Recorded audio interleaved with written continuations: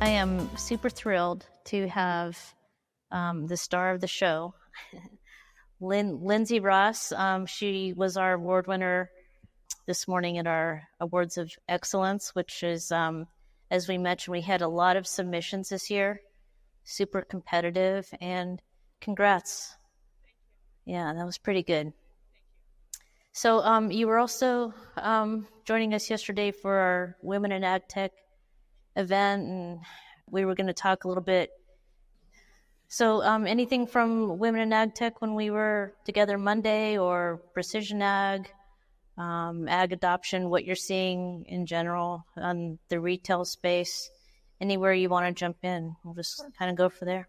So Women in Ag Tech yesterday was amazing. The turnout was great. It was, it's truly a pleasure to be surrounded by so many powerful women who all are after the same goal in agriculture. For sure. And it was just great to be a part of it. And being a Monday, naturally, I was in and out. Seems work back home was just a little flustered. So, but what I did get to observe, I was very enthralled and hope to be a part of it for a very long period of time. Women in agriculture in general is just it's a big task. You know, I found that throughout my professional career, it's very hit or miss. Adoption with women in agriculture is getting to be more and increasingly accepted. However, there are obstacles all the time. Yeah. Just being a woman in agriculture, being in a management position, there are pros and there are cons. There are so many things to go off of, and still running into customers who are like, I'm not so sure if I'm ready to handle a woman in your position. Yeah. Hold on a second. It's not exactly what I look forward to hearing, but it's becoming more accepted all the time, and we're just working those kinks out as we go. You know? Yeah. If you don't mind, like, could we talk? Can you give me just some things, like in your career and the time that you've been doing this, and the people that you interact with, and like your typical work day?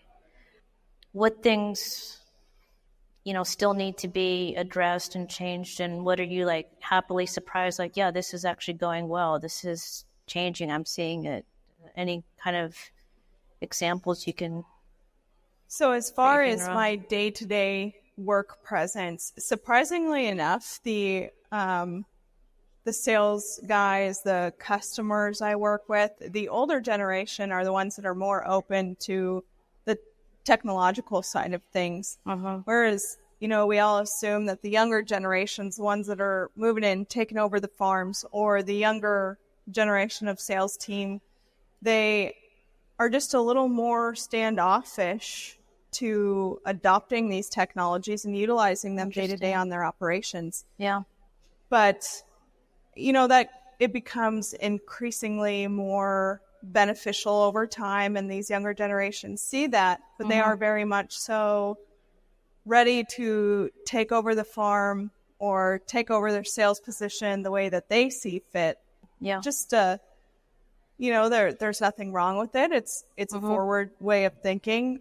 We just have to figure out how to make that balance happen.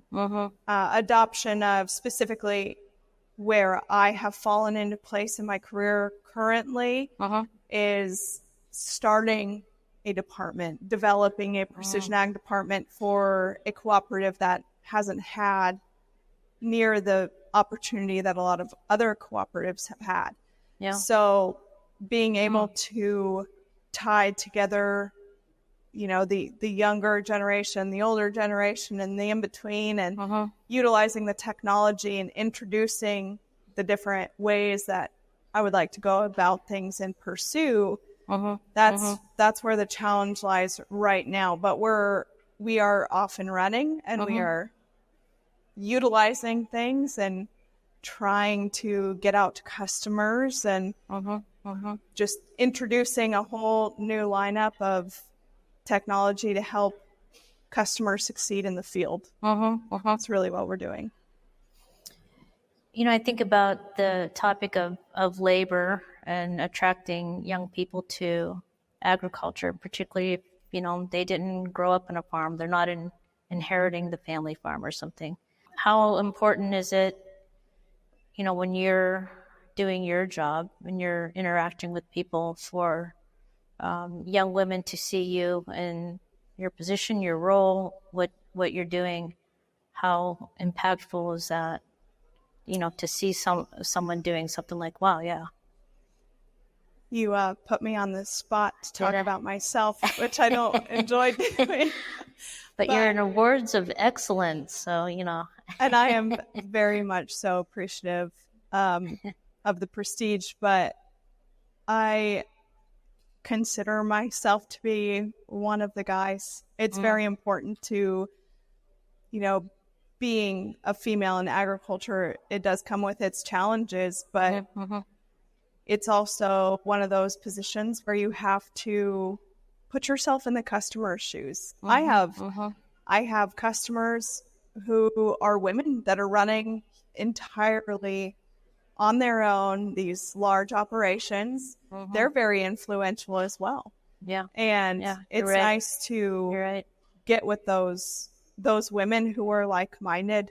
As far as younger women, I don't have any younger women who are looking at me as a mentor, I don't think. But it is an influential spot, and I take it very seriously to try to lead by example. If we are taking soil samples, I try to be out there and take soil samples too if I can, or meeting with customers on a one-on-one basis, making sure I am the boots on the ground to earn that respect and try to walk everybody through what we're doing. That would be how I feel. Got it. I think the last question I have for you, it's probably just a general, no sugarcoating the fact that it's a tough economy right now, and investments in ag tech are not, or what do we do? What's important? How are things changing? At least right now, what's the vibe? So, just in general, what are you feeling just as a retailer in this space right now? So over the last 2 weeks, I've had lots of meetings with growers, and their number one comment is, well, we have to see what the economy does. Things are tight right now. All the same questions all the same comments we all are thinking. Yeah. And with that, there's no better time to utilize the technology, utilize your retailers, utilize those people who can provide you with a strategy to help lower your inputs and increase your yields.